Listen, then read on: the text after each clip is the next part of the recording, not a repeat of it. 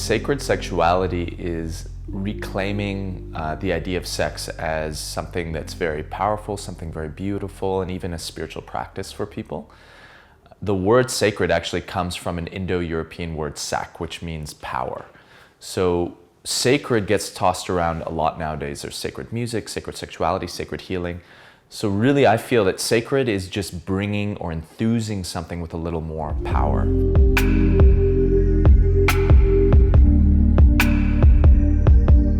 This is Live, Breathe Yoga, the show dedicated to inspiring your practice and elevating your mind, body, and soul.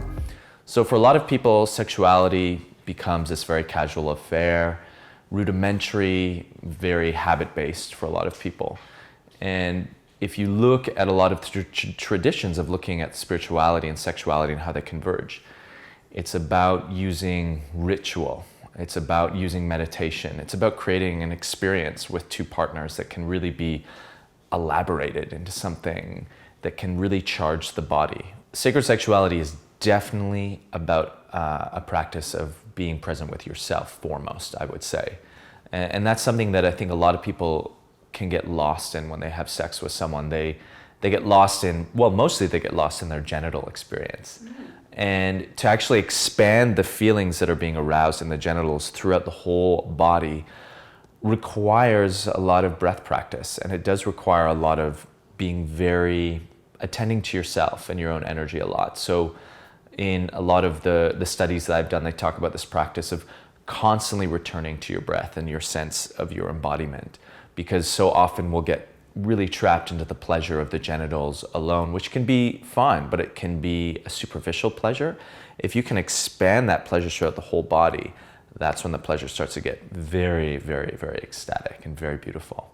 The biggest challenge for men and women approaching this practice is probably looking at the change from going for the goal of orgasm and rather becoming orgasmic. Yeah, so the difference between that is that the orgasm is seen as the end of most sexual acts. But the idea from the sacred sexual traditions is that the orgasm is but one stop on the journey. And when we have an orgasm, we actually create a deficit within ourselves. And there's a beautiful book called Cupid's Poisoned Arrow that lays this out very scientifically because they've done some cutting edge research. And it's kind of mind-blowing what they've discovered. They discovered that the orgasm in men and women takes place in the neurology of the brain. And what it entails is an explosion of the hormone dopamine, which usually controls our sense of the small pleasures of life. It's our reward circuitry. When we have an orgasm, the dopamine explodes in our brain and there's literally not enough receptors to uptake it all. So what happens is the brain shuts down our dopamine receptors temporarily so we can kind of clean up all this like explosion of dopamine. It takes 2 weeks for the dopamine to come back into equilibrium in men and women.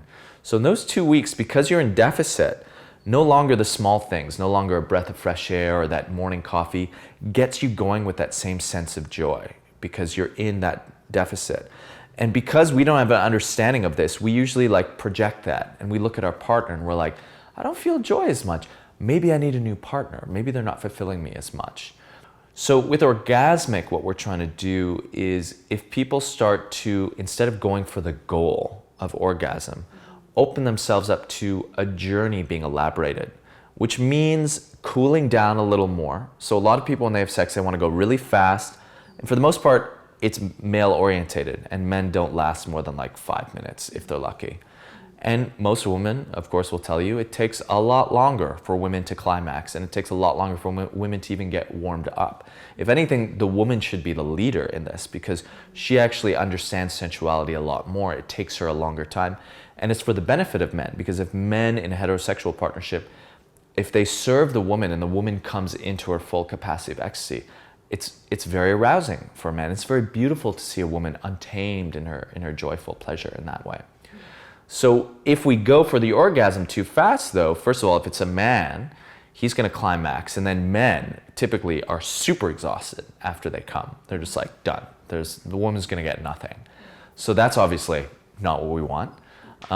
So orgasmic is just looking at can we extend the pleasure longer? You know, can we get into those legendary realms of like the first time I read about tantric sex, it was like Sting, and Sting was like, I had sex for 4 hours, and I'm like, oh my God, how do you have sex for 4 hours? How do you stay hard for 4 hours? That's crazy. And what you realize is that it's 4 hours of ritual, of play, of not always copulating in coitus, taking breaks, doing massage, and these beautiful things start to happen. For one, men start to realize that they can actually maintain erections for a lot longer when they're relaxed. And as well, the vagina, or what we call in Tantra, the yoni, when the yoni is relaxed, it actually pulses energy into the penis or the lingam so that the lingam can stay hard for like hours on end, which seems kind of like unimaginable at first. But when you start to partake in this way of working with energy and allowing the energies in the body to become more amplified, really miraculous things start to happen.